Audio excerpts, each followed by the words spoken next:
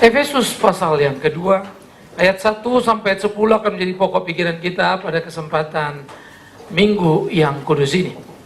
Efesus pasal 2, ayat 1 sampai ayat yang ke-10.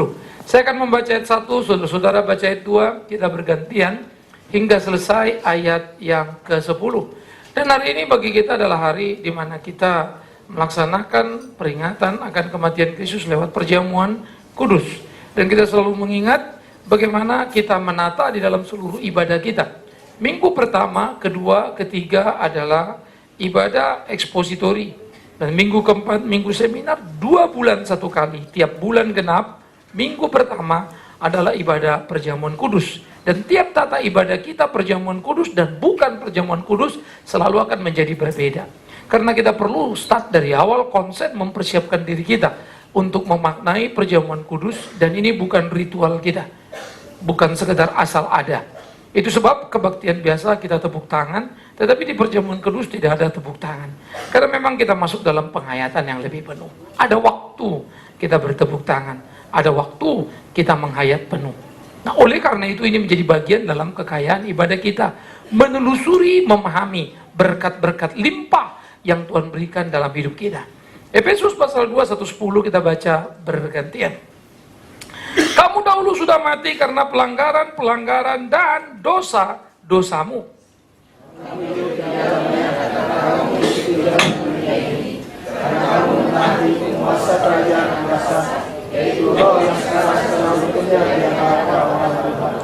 Sebenarnya dahulu kami semua juga terhitung di antara mereka ketika kami hidup di dalam hawa nafsu daging dan menuruti kehendak daging dan pikiran kami yang jahat. Pada dasarnya kami adalah orang-orang yang harus dimurkai sama seperti mereka yang lain.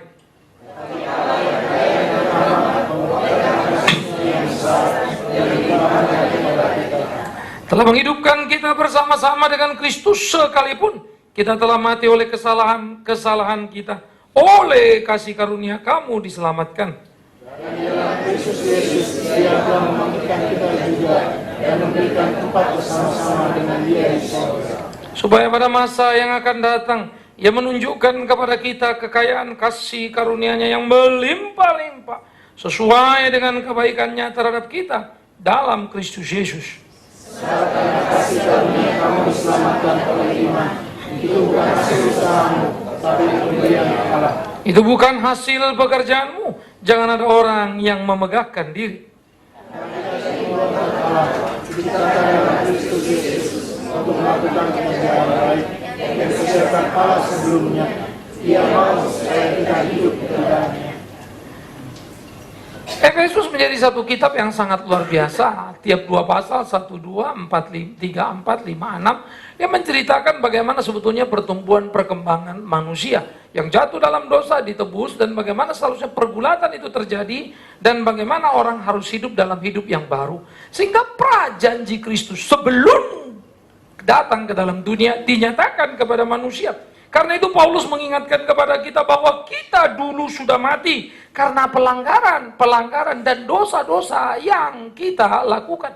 Saudaraku yang kekasih, saya kira ini menjadi bagian yang penting dalam hidup orang Kristen, sebuah perenungan. Ketika saya ada di sini, dari mana saya datang? Ketika saya tiba di tempat ini, dari mana saya pergi? Ketika saya ada dalam posisi diselamatkan, dari mana saya berasal? Saya kira orang Kristen seringkali melupakan bagian ini. Dulu kita adalah orang yang terhitung sebagai orang-orang yang melawan Tuhan. Dulu kita adalah orang-orang yang terhitung di dalam pelanggaran dan dosa yang kita lakukan. Jadi saudara yang kekasih, kita hidup di dalam dan mengikuti jalan dunia. Kita mentaati kerajaan angkasa, roh yang sekarang sedang bekerja di antara orang durhaka. Setan bekerja dulu, sekarang, sampai selama-lamanya. Lalu dia mulai menggoda, merasuk kita, membawa kita pada kesesatan dan kekacauan. Ironisnya, kita yang dulu hidup dalam kesesatan, sekarang dimenangkan, sering tergelincir dan terbawa oleh pekerjaan si setan yang notabene sudah dikalahkan di dalam pertobatan kita.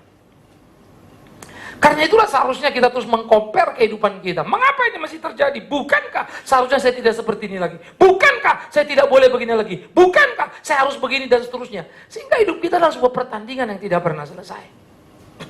Kalau kita mau jujur ke dalam benak kita dan meneliti hidup kita, kita memang seringkali puas karena kurikulum vitae pelayanan kita makin panjang. 5 tahun pelayanan, 10 tahun pelayanan, 15 tahun jadi majelis, 20 tahun jadi pendeta. Tapi waktu kurikulum vitae itu makin panjang, the quality mungkin kita anjlok ke bawah. Karena itu perlu selalu mengingat rel pertama kita di mana. Ya. Coba mulai berpikir secara sederhana. Saya suka memberi contoh. Ketika orang belum terkenal sebagai pendeta, rendah hati, gampang diajak ngobrol, sangat supel dan seterusnya. Begitu dia di atas sana, kayaknya orangnya susah dihubungi, susah dikontak, rasanya sulit sekali mau ngobrol sama dia. Karena kesibukan kita mengerti, tetapi ada perubahan, dia kemudian rasa kelas atas. Maka pada waktu dia makin lama melayani, makin tinggi kuantiti, saat bersamaan dia makin sombong, makin punya kelas, motivasinya makin gak murni. Sebetulnya dia sedang turun, bukan sedang naik. Dia tidak mengingat siapa dia dulu. Kau harus mengingat, dulu kita adalah orang-orang berdosa, orang jahat. Kenapa sekarang sesudah terkenal malah jadi jahat lagi? Kita sedang anjlok ke bawah. Nah, ini pekerjaan setan yang paling menakutkan.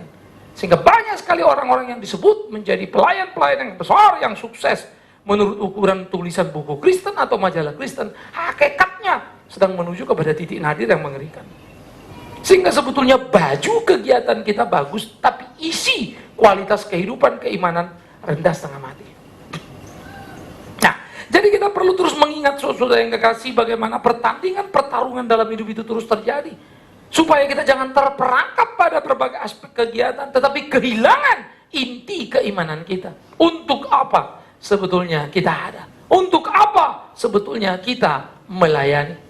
Saya pikir setiap orang Kristen, kalau dia mengingat dulu dia pengkhianat besar yang mestinya masuk neraka, ditebus Kristus, mana pernah dia berhenti melayani Tuhan? Kalau dia ingat dulu dia hina-hina karena dosa, sekarang dimuliakan karena penebusan Kristus, mana mungkin dia menyombongkan diri? Kalau dulu dia ingat betul dia kacau balau dalam kehidupannya, sekarang dia sudah menjadi milik Kristus, mana mungkin dia berhenti untuk belajar makin mengenal Kristus itu.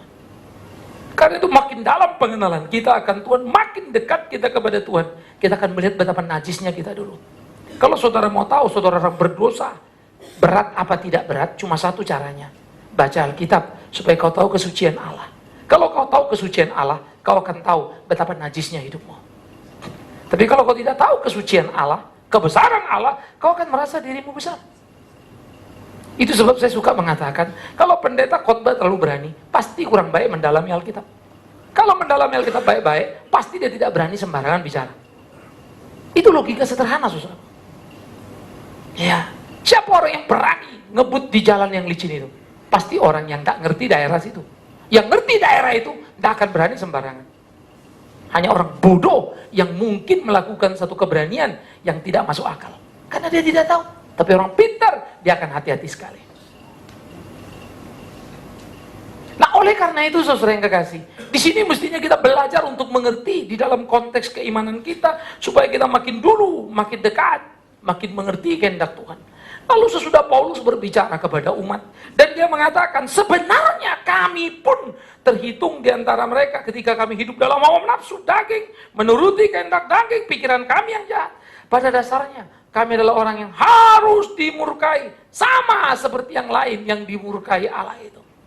Kalian tahu, waktu aku berdiri memberitakan Injil ini, dulu pun aku sama. Aku mestinya dimurkai oleh Tuhan itu. Ya, aku mestinya dihabisi oleh Tuhan itu. Aku mestinya tidak ada berdiri di sini. Tetapi Allah yang kaya dengan rahmat, oleh karena kasih-Nya yang besar yang dilimpahkan kepada kita, telah menghidupkan kita bersama-sama dengan Kristus. Sekalipun kita telah mati oleh kesalahan kita, oleh kasih karunia kamu diselamatkan. Jadi kalimat daripada Paulus menjadi satu kalimat yang sangat menarik. Bagaimana sebetulnya kehidupan orang Kristen adalah kehidupan masa lalu yang jelek dibawa kepada masa kini. Tetapi ketika masa kini, di mana posisi saya berada? Karena itu saya pikir seperti Paulus berkata, maka saya juga ingin berkata, aku dulu orang binasa, engkau dulu orang binasa. Puji Tuhan, kita selama-selama diselamatkan oleh Tuhan karena kasih karunia-Nya. Tapi yang jadi pertanyaan, jangan sampai aku semakin setia melayani Tuhan, tapi engkau tidak. Itu akan menjadi masalah yang serius. Karena kita menerima hal yang sama.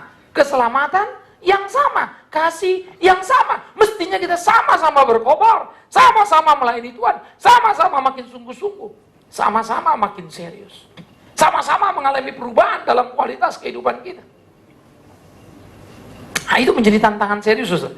Oleh karena itu, penebusan itu akan menjadi semakin mengkilap.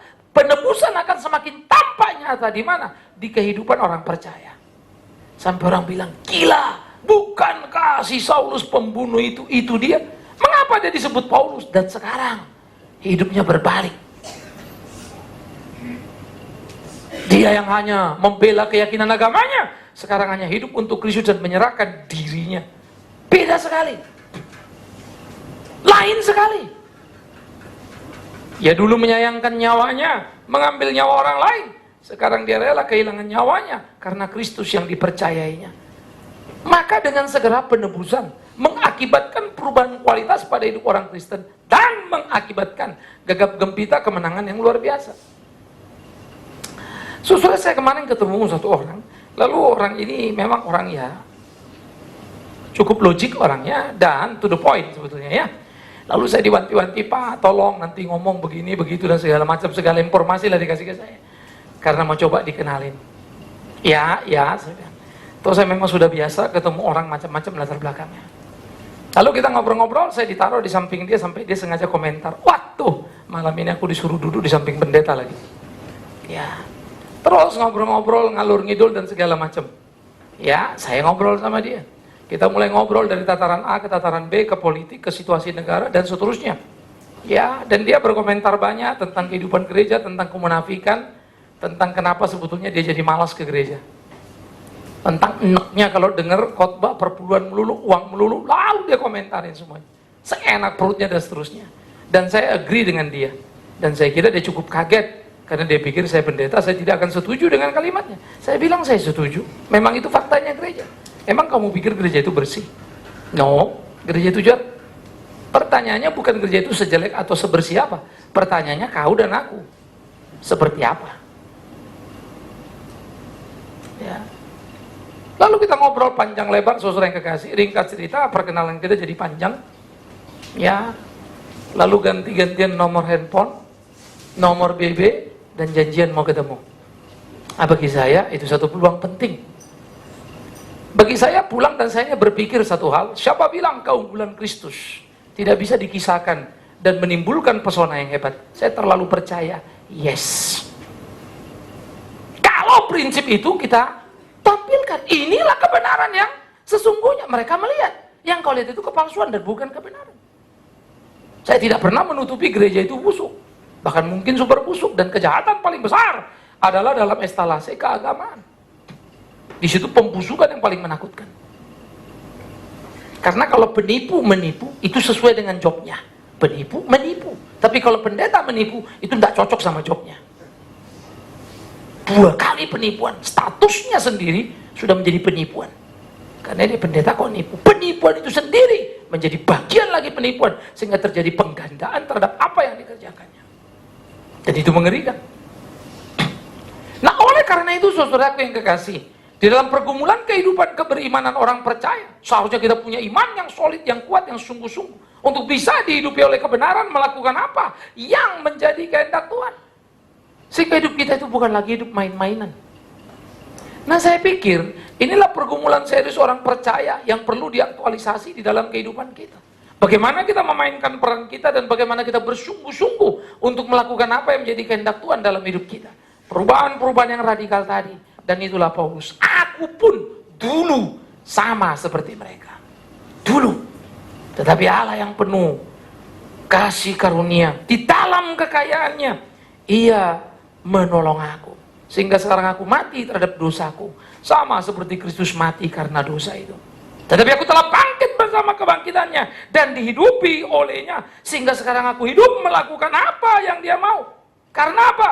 Dia membangkitkan kita. Bukan saja itu, Dia memberi tempat kita di sorga.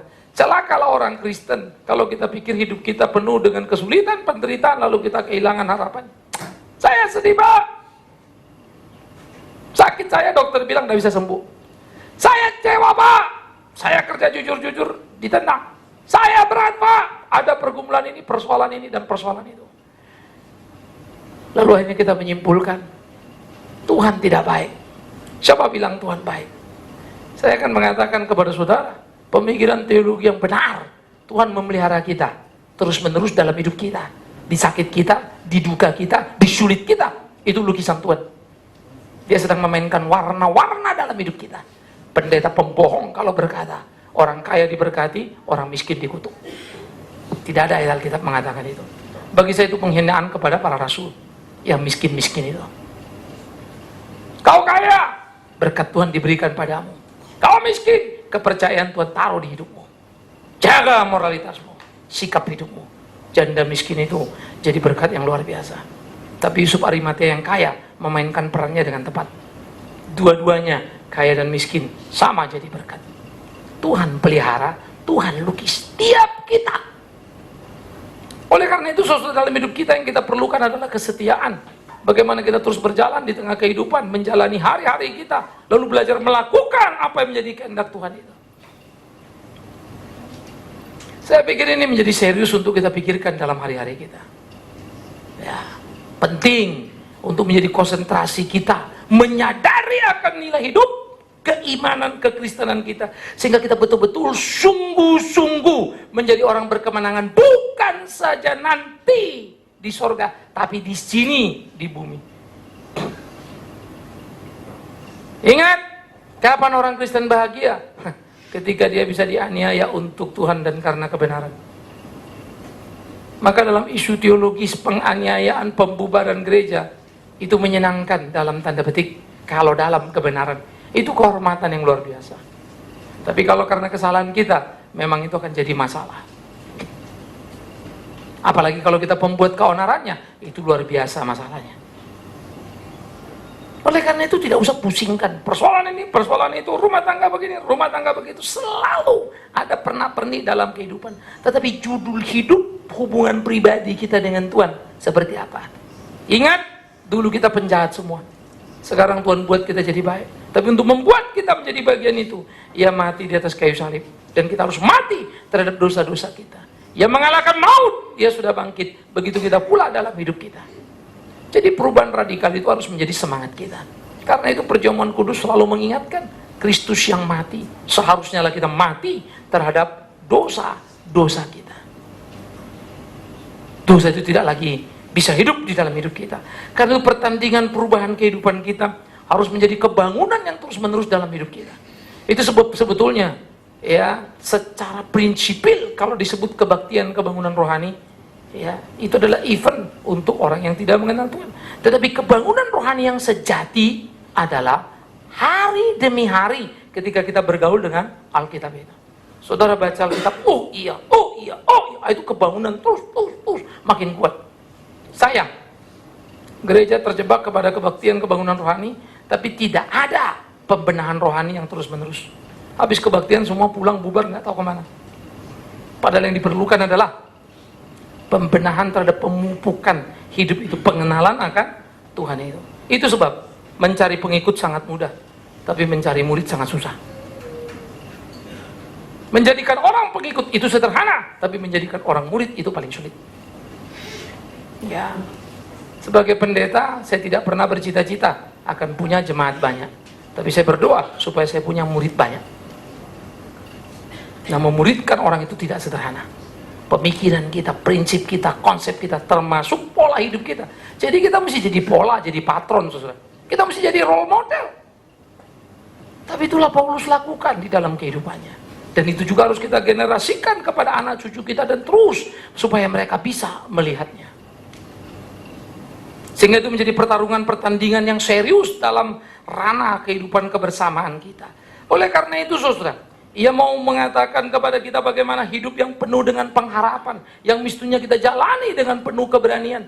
Sehingga jangan pernah menggadai keselamatan dengan hidup berbuat dosa. Barang siapa hidup melakukan dosa, ia sedang menggadaikan keselamatannya. Dan orang yang menggadaikan keselamatannya adalah orang yang rendah. Karena itu kita harus bertanding dan bertarung, menyesali sungguh-sungguh dosa, dan bertarung untuk mengubah dalam hidup kita. Jangan pernah menganggap biasa kesalahan kita. Karena itu tiap bikin salah, pastilah kita bikin salah ya. Tetapi kesadaran akan kesalahan dan permohonan pengampunan harus serius kita kerjakan. Saya pikir ketika orang melakukan salah biasa, apalagi mulai membenarkan kesalahan, kita akan makin repot, saudara. Saya selalu berlatih, kalau ada orang yang saya tegur salah, betul dia salah. Tapi kadang-kadang saya berlebihan, karena saya terlalu capek. Jadi karena capek, jadi kebablasan antara masa marah plus emosi bla bla bla. Jadi salah juga. Kalau selalu malam saya selalu doa, sebelum mohon doa itu saya ingat aja, saya review sekelebat. Seret, satu hari ini saya hidup apa? Aduh, tadi itu mestinya nggak perlu gitu tuh. Mestinya cukup begini, aku begini. Ampuni Tuhan. Tadi ini begini, ampuni. Jadi aku marahi pada diriku. Aku marahi diriku ini bodoh, tolol, goblok begitu ya. Mumpung saya kalau memarahi diri saya lebih enak. Tapi kalau orang memarahi saya kan susah.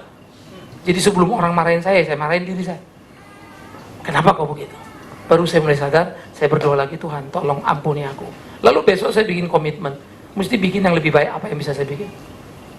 Jadi kalau ada kesempatan untuk berbuat baik, kesempatan untuk bisa melakukan sesuatu, saya pasti lakukan. Karena saya tahu, kemarin saya bikin salah banyak, saya nggak bisa balik lagi. Saya tidak bisa kembali untuk memperbaiki yang kemarin. Mana bisa? Waktu bergulir. Hari ini minggu, kemarin juga minggu, tapi minggu lalu minggu ini nggak bisa sama. Walaupun suasana kita bikin sama, semua ritme sudah berubah.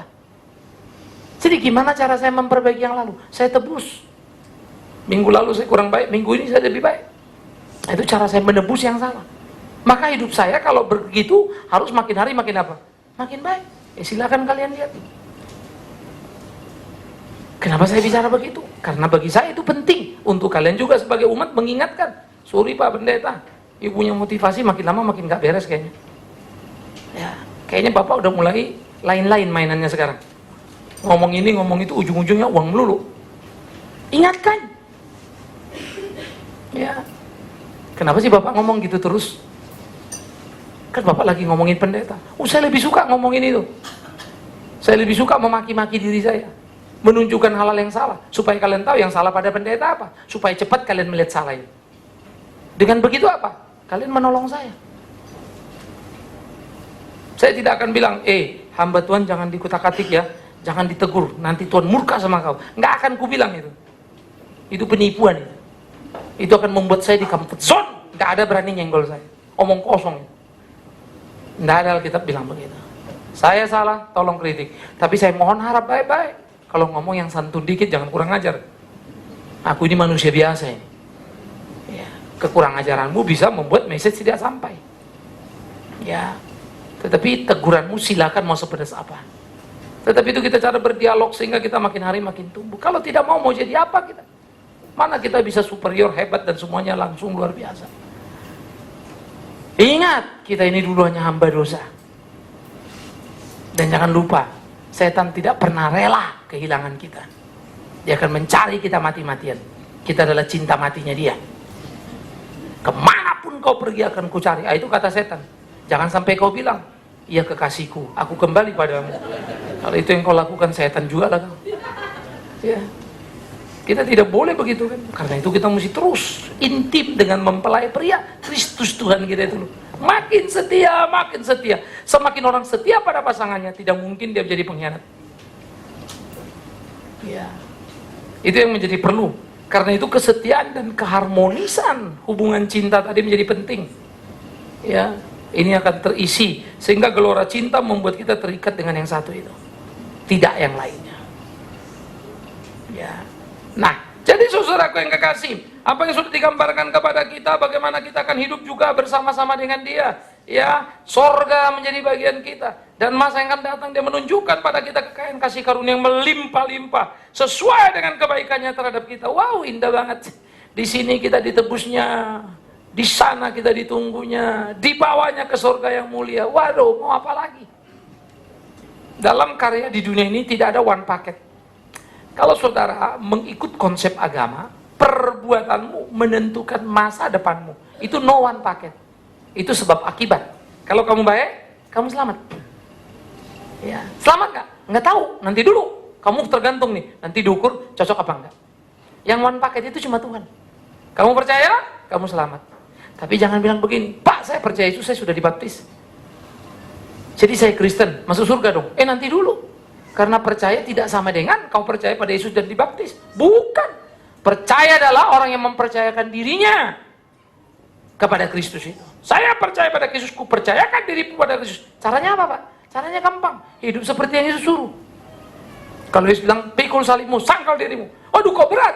Loh, kau percaya Yesus nggak? Percaya, Pak. Ikuti. Tapi saya nggak bisa, Pak. Ya berarti kau nggak percaya. Selesai. Jadi tidak perlu berbahasa basi lagi. Kita kan manusia biasa, Pak. Masih di dunia, masih lemah. Siapa bilang kau kuat? Tuhan pun tidak pernah bilang kau kuat. Karena itu kau disuruh berpegang kepada Dia. Bersandar pada Dia. Karena itu Dia bilang, sampai ke ujung dunia aku akan menyertaimu. Kita nggak pernah disuruh jalan sendirian kok. Kita aja yang sok tahu suka sendirian ya. Karena kita suka berbelas kasihan. Kasihan Tuhan Yesus, terlalu capek. Istirahatlah, biar aku menyelesaikan sendiri. Itulah kita. Kita suka nggak tegaan gitu ya. Tuhan pun kita tolong. Aneh. Ini konsep keagamaan yang ngawur. Siapa bisa memuliakan Tuhan? Siapa bisa menolong Tuhan dengan membangun gereja? Hah?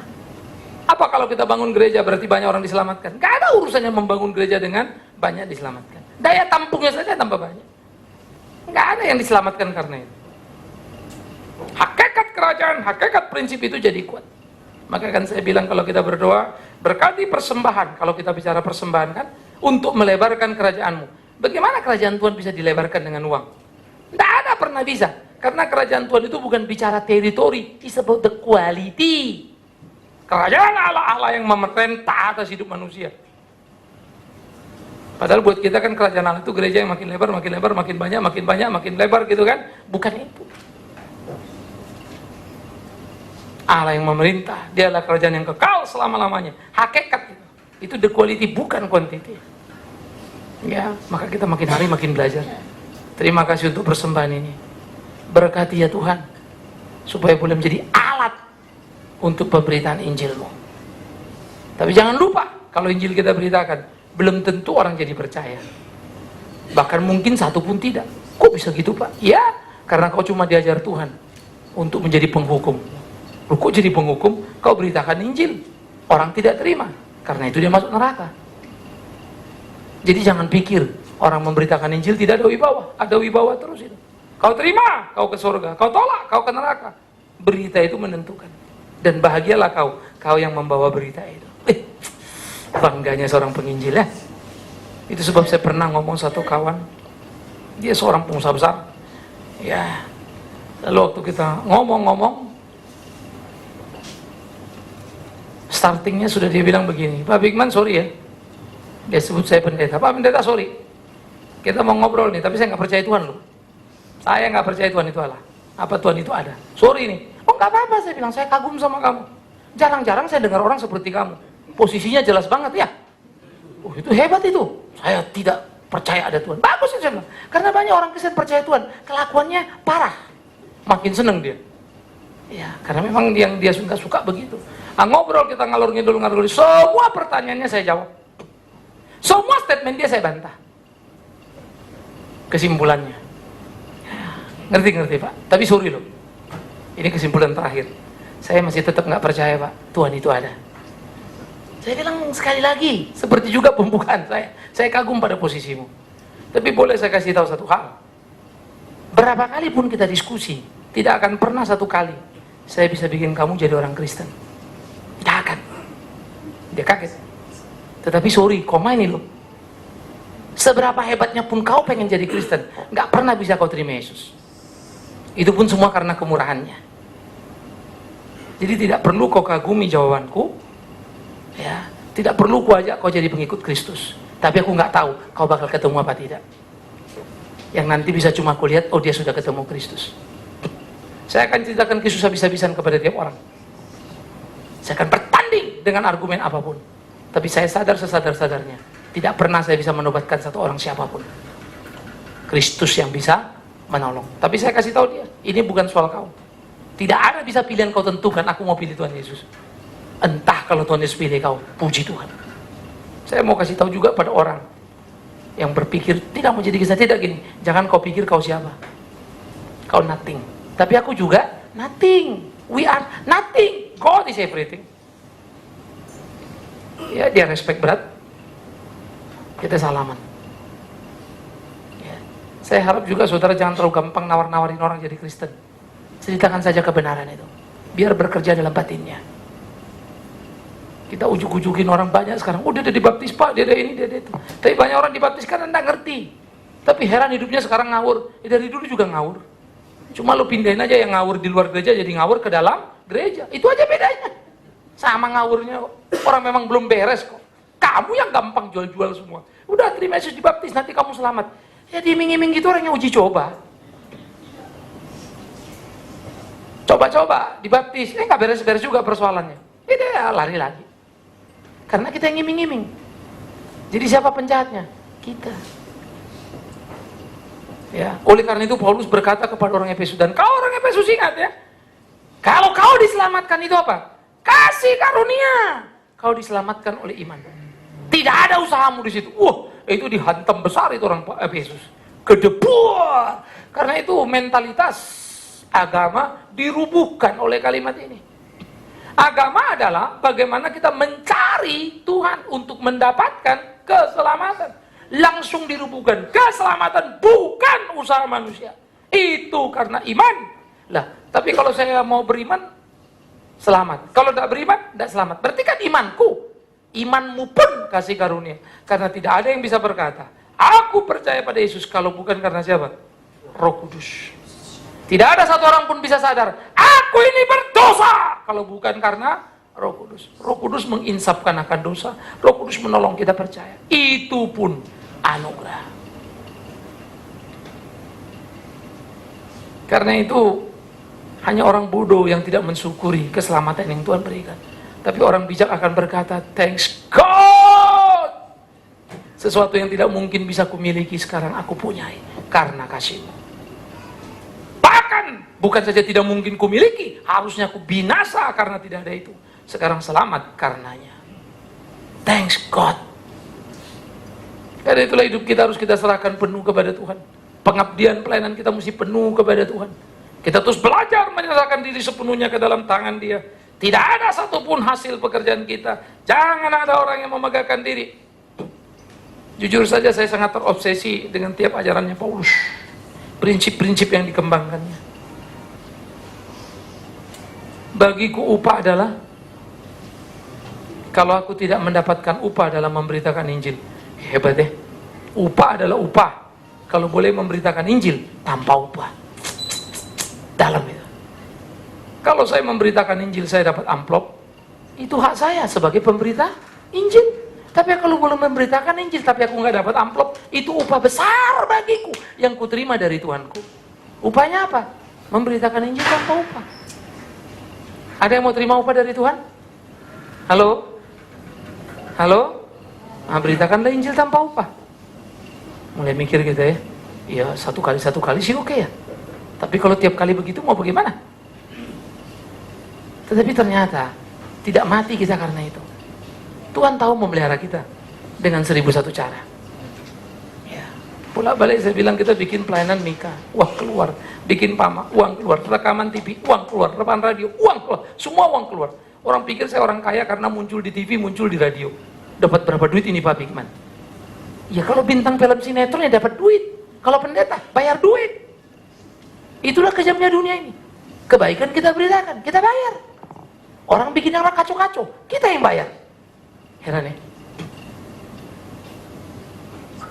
Saya bukan bintang sinetron yang bisa dijual. Ya, tetapi kalau agama tetangga kita, saudara-saudara kita, para ustadz itu memang kaya raya.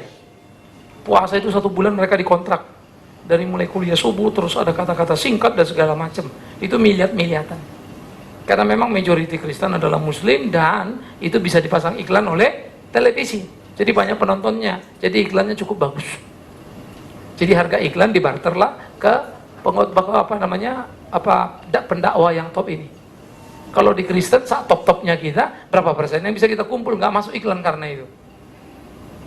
Ya, jadi ini udah mau lebaran, udah rame terus. Muncullah iklan kan, sirup lah apalah segala macam, termasuk kain sarung kan. Kalau kita kan nggak ada urusannya sama kain sarung. Siapa yang mau beli itu? Sehingga nggak bisa dijual. Tetapi seperti yang saya katakan tadi, andai kata pun itu bisa dijual dan kita menjualnya, celakalah kita. Upah adalah upah. Kalau boleh memberitakan Injil tanpa upah. Oleh karena itu, saudara yang kekasih, disinilah Paulus mensyukuri apapun yang kukerjakan bukan karena aku, Kristus itu. Jangan ada satu orang pun memegahkan diri. Ingat selalu ketika kita memandang salib Kristus, jangan kau hitung apa yang sudah kau kerjakan, tapi ingatlah apa yang belum kau kerjakan, padahal kau bisa mengerjakan. Saya sudah kerjakan ini Pak, saya sudah kerjakan. No. Kalau apapun yang sudah kau kerjakan, sudah seharusnya. Tapi apa yang belum kau kerjakan, itu tidak boleh. Saya mati untuk Tuhan. Tidak mengapa, apa hebatnya kau atau aku, kalaupun kita mati untuk Tuhan. Dia mati untuk kita menebus dosa kita, kita mati. Emangnya menebus dosa Tuhan? Yang benar saja. Mana bisa saya ajar itu? Kematian kita hanyalah sebuah keharusan. Dari bagian keberdosaan, di mana kita sudah hidup dalam sistem yang kacau dan akan dipindahkan ke dunia yang baru. Jadi mari kita belajar menghitung apa yang belum kita lakukan. Sehingga dengan mentalitas seperti itu, saudara, terus kita belajar makin rendah hati. Ya, terus belajar. Jangan pernah bilang, kalau bukan gara-gara saya itu gereja nggak berdiri tuh. Kalau nggak gara-gara saya itu lembaga nggak jalan itu. Kejahatan itu. Saya bersyukur dipakai Tuhan mendirikan Mika. Saya bersyukur dipakai Tuhan mendirikan Pama. Dan saya percaya 100% bahkan 1000 kalau ada. Mati pun aku, Pama tetap Tuhan pelihara. Mati pun aku, Mika tetap Tuhan yang urus. Tidak ada hebatku membuat itu bergerak. Aku hanya merespon apa yang Allah ajarkan dan percayakan padaku, kulakukan bagianku. Finish. Sehingga tidak merasa, saya sudah bikin ini, bikin itu. Saya lagi pikir, apa yang saya belum bikin. Karena dulu saya pernah hitung-hitungnya, apa yang sudah saya bikin. Rasanya memang besar kepala ya. Saya bikin pendidikan nih. Anak-anak kita sarjana lewat Mika sudah berapa? Ya, dirikan lagi media. 30 radio, 2 televisi. Ya. Mau bicara apa? Nulis. Saya juga nulis. Saya penulis buku. Saya pembicara seminar. Saya pembicara talk show. Ada orang bilang, Pak, sorry kita waktunya mepet. Bapak bisa nggak message untuk 10 menit? Kenapa nggak bisa speed 10 menit? Isi. Ya. Satu kali bule-bule DSP itu udah kebingungan karena mereka ngatur acara murid begini-begini. Jadi khotbah saya mestinya 30 menit. Aduh Pak, sorry bisa nggak khotbah 10 menit? Saya bilang 5 menit, 10 menit buat saya biasa itu, nggak ada problem. Karena saya begitu buka langsung masuk ke isi kok. Pendahuluannya saja pun sudah mesti padat. Jadi 10 menit saya nguasain gampang. Mau suruh 2 jam, dah pusing. Saya nggak perlu muter-muter untuk ngomong 2 jam. Saya bisa ngomong langsung. Hebat? Enggak. Aku hanya mau mengatakan satu hal. Ku kerjakan yang Tuhan perintahkan, ditambahkannya kemampuanku. Itu urusan dia. Bisa nggak diambil? Sekejap. Manusiawi ya. Kadang-kadang sekarang mau ingat nama aja saya kadang-kadang. Mau khotbah itu udah mau nyebut namanya nih. Yang biasa disebut. Karena stoknya udah ini apa namanya nih. Hard disknya udah payah ini. Ya. Memorinya mesti diganti. Tapi saya udah pergi ke Glodok, nggak ada pula yang jual memori. Kapasitas otak lain katanya, jenisnya nggak pas. Saya mesti waduh Tuhan. Tapi saya syukur loh dengan begitu. Bagi saya itu blessing dalam pengertian. Saya selalu klik diingetin. Tuh kalau lihat betapa rapuh.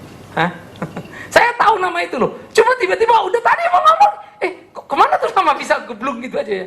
Kalau lagi gitu tuh, kadang-kadang saya berusaha ingat sambil jalan. Kalau sampai nggak keinget, suka sakit tuh kepala rasanya. Tapi begitu tuh kemudian saya sadar satu hal. Betapa lemahnya manusia. Betapa rapuhnya manusia. Klik. Hilang. Ya, saya lalu boleh bayangkan. Kalau aku pikir aku hebat ini, lalu di memorinya dibersihkan Tuhan semua. Kagak ada data lagi. Mau ngomong apa kita? Bengok juga nggak bisa ngomong lagi. Apa ya? Habis kita. Jadi kalau Tuhan tambahkan data, thanks God. Hebat? Enggak. Tuhan yang hebat. Murah hati dikasihnya kita. Jangan pernah tepuk dadamu. Tapi belajarlah lakukan apa yang belum kau lakukan. Tuhan akan menambahkan padamu dan kau akan lihat. Wah, luar biasa. Ya. Dan akhirnya saudara, kita ini buatan Allah. Diciptakan dalam Kristus Yesus untuk melakukan apa?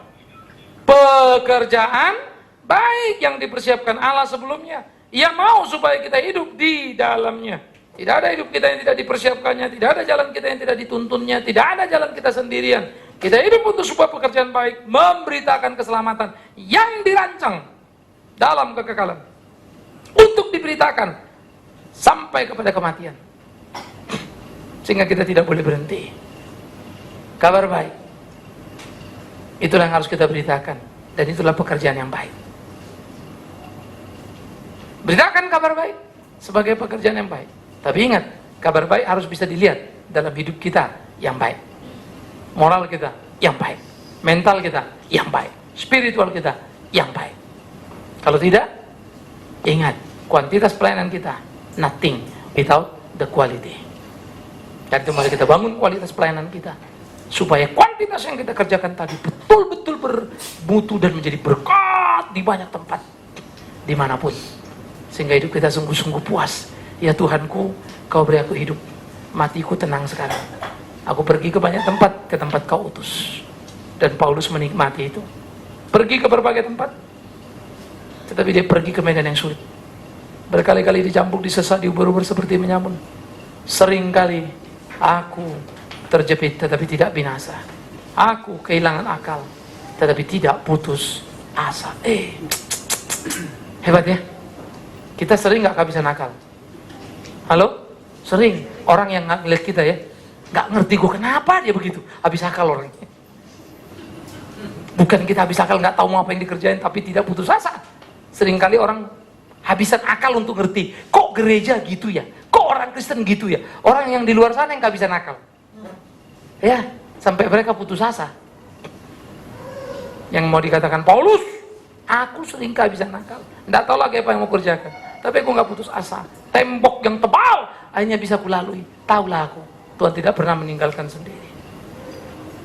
Selamat masuk dalam dunia yang sesungguhnya, dalam keimanan kekristenan kita. Jadilah anak Tuhan yang tangguh. Tak hanya sekedar dinabobokkan dan merindukan apa yang dirindukan oleh telinga-telinga dunia kita ini, tapi belajar mengubah gelombang kehidupan kita untuk mendengar berita surga itu. Tuhan menyertai kita. Kita tunduk kepala. Kita ambil waktu tenang berdoa pribadi.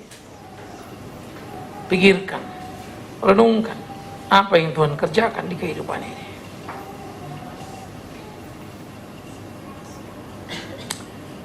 Kau tahu hati dan pikiran kami ya Tuhan. Tilik dan perbaikilah. Kami selalu rindu hidup dekatmu dan bersama denganmu. Karena itu hajar kalau kami jauh.